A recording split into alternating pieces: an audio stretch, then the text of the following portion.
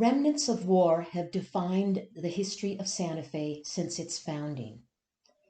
In 1610, the Presidio de la Santa Cruz, the large military barracks and horse corrals adjacent to the Palace of the Governors, was built. La Castrense, a military chapel for the soldiers, was located on the Santa Fe Plaza until 1859.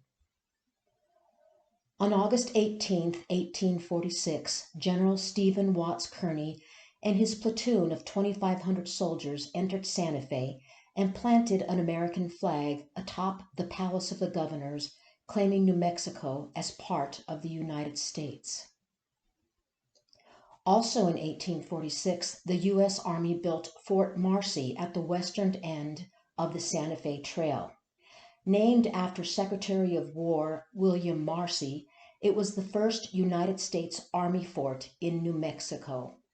Fort Marcy served as a military outpost through the end of the 19th century.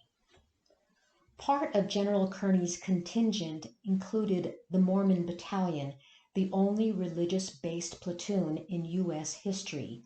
The Mormon Battalion Monument is located 25 miles south of Santa Fe on Interstate 25. The Battle of Glorietta took place on March 26, 1862, 22 miles southeast of Santa Fe. Commonly referred to as the Gettysburg of the West, the Battle of Glorietta was the turning point for the Civil War in New Mexico Territory. Close to 200 Confederate soldiers lost their lives during the two-day battle, providing the Union Army with a new foothold in the ongoing war. The 9th Cavalry Band performed on the Santa Fe Plaza in 1880. This division of the Army was one of the few African-American contingents that served during the Indian and Spanish-American Wars. Also referred to as the Buffalo Soldiers, they provided protection to Western settlers during Manifest Destiny from marauding Indians and Mexican bandits in their expansion westward. The Soldiers' Monument featured behind them was dedicated in 1868. It was the oldest monument commemorating the Civil War in New Mexico.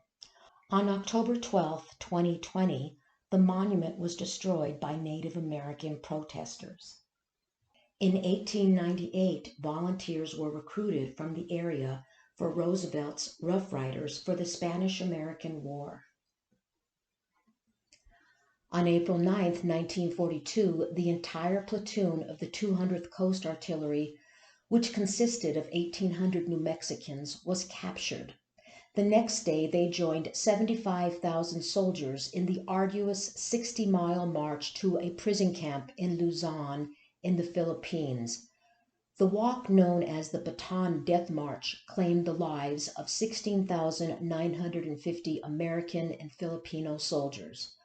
Over 900 New Mexicans from the 200th Coast Artillery died during the march.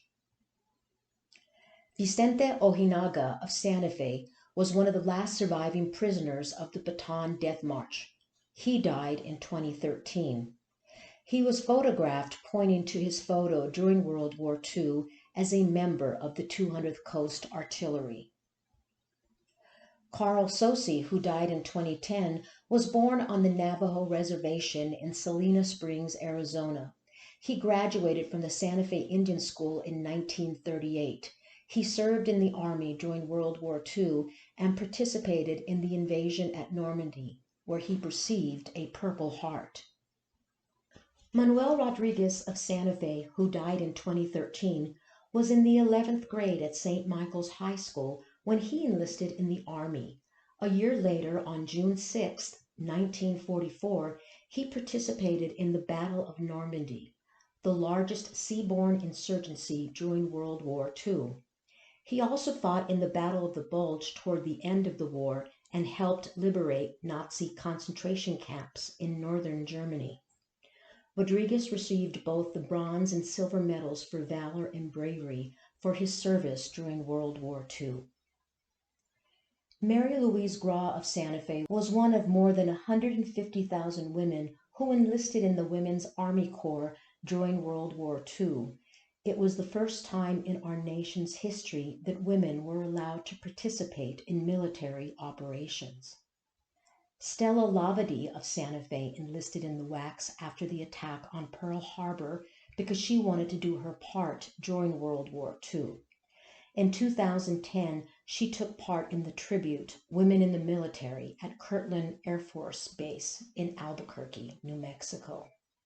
Leroy Arthur Petrie, a native of Santa Fe, was awarded the Medal of Honor on July 12, 2011.